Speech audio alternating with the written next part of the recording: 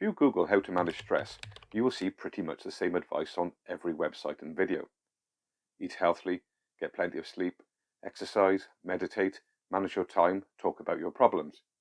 This is all good advice, only it didn't help me. But I found a way to lower my stress that many of the stress gurus really talk about. I'd already used it to get rid of anxiety problems, but I'd never thought about using it for stress. To explain how it works, I will tell two stories about times in my life where I felt stressed. And these stories show the one thing that often has the biggest impact on why you feel so stressed. Many years ago, I worked for a boss who was a bully. He liked to shout at people and criticize them in front of their colleagues. One day, he shouted at me in front of a full office and told me what an awful job I was doing managing my department. I got very stressed, complained to all my colleagues about what a bully he was, and then spent the whole night awake worrying about it. A week later, he did the same to my colleague, who I will call Laid-Back Larry, shouting and criticizing him in front of everyone. But my colleague didn't seem the slightest bit bothered. He walked away from the incident completely relaxed. A few years later, I got very stressed in a different job due to a massive amount of work. I became tired, irritable, angry, and had trouble sleeping.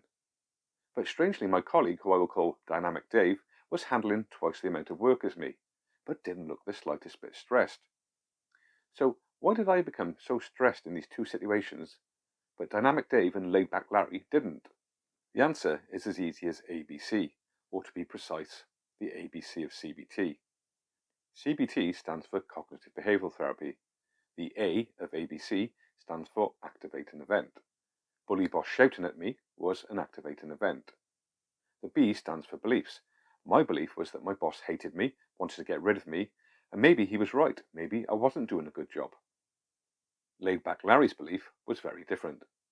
He told me that bully boss is that way with everyone, so there's no need to pay any attention to it. The C stands for consequence. The consequence of bully boss shouting at me was that I felt stressed and lost sleep, whereas Laid-Back Larry was not in the slightest bit affected.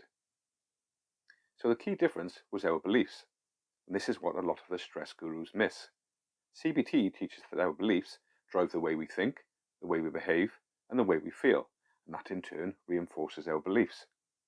So let me show you how I use CBT to reduce my stress. The second activating event was my heavy workload and lots of tight deadlines. My beliefs were that I will get in a lot of trouble if I miss a deadline.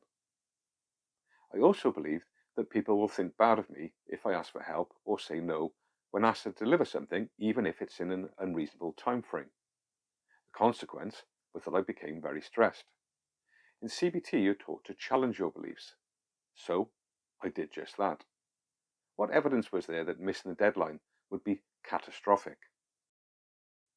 What evidence was there that if I said no or asked for help, everyone would think badly of me? When I thought about it, Dynamic Dave, who is probably the cleverest and most hardworking person I've ever worked with, would occasionally say no, and would occasionally miss deadlines due to his massive workload. Yet, he was still hugely respected in the company. While challenging my beliefs mentally made me feel a lot better for a while, I still felt stressed. So, I decided to use the most powerful tool used in CBT, the behavioural experiment.